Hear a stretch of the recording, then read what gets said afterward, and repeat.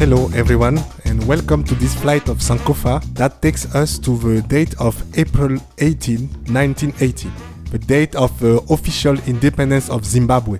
We arrived just in time for Bob Marley's legendary concerts to the proud people who fought for the right in Zimbabwe. Please carry a compass to help you navigate the two independencies and the four baptisms of this former British colony. Dizziness is guaranteed. African History Daily by my daddy. Our trip starts in 1890 when begins the colonization of this territory under the regime of a private company, the British South Africa Company, BSAC. The then local king, Lobengula, abused by his English-speaking advisors, grants mining rights to the Matabele land territory south of the Zambezi River to BSAC.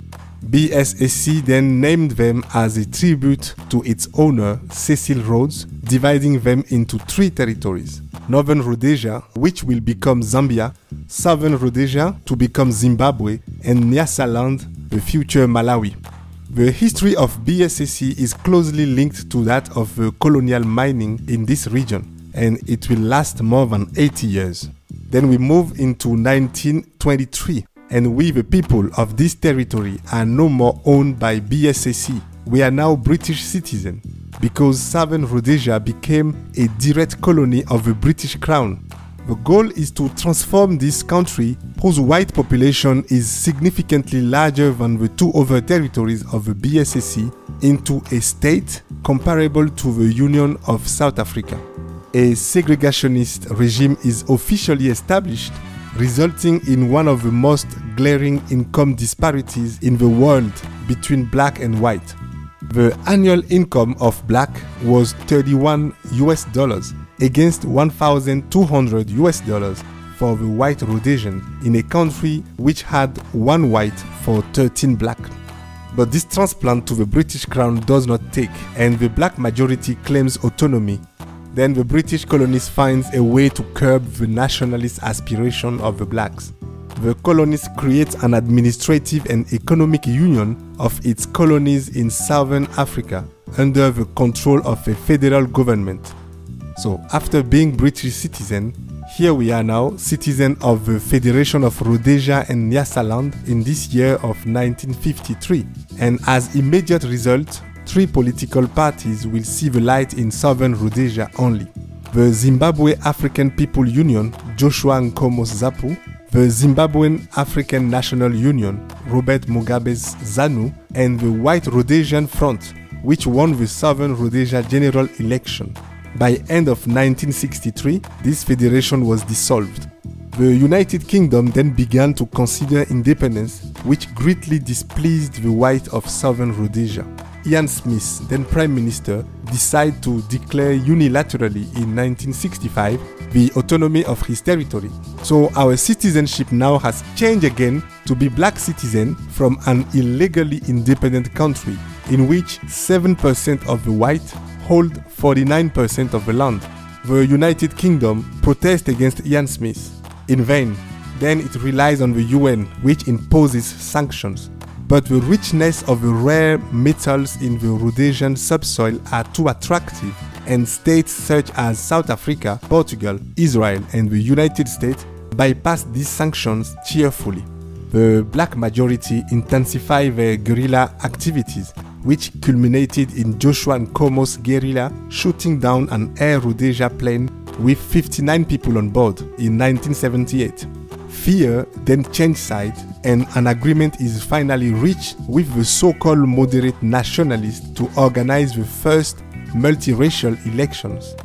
Abel Muzorewa wins them and becomes the first black prime minister of a new country called Zimbabwe Rhodesia, which is, however, considerably weakened by sanctions and harassment by guerrillas.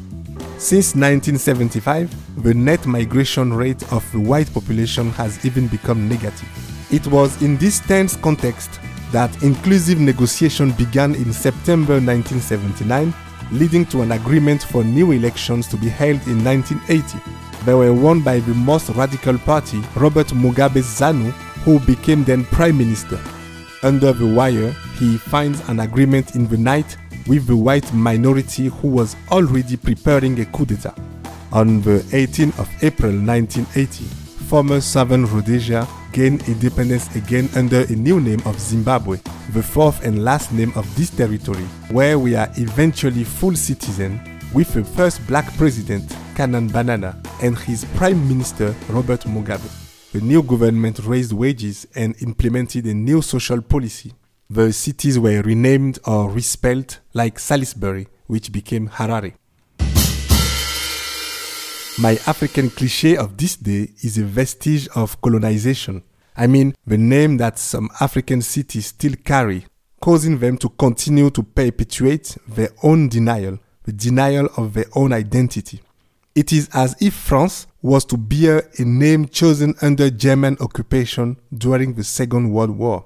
Many countries have fortunately changed the name to erase a bit of this painful colonial burden. But unlike Harare, some cities continue to pay homage to the European settlers.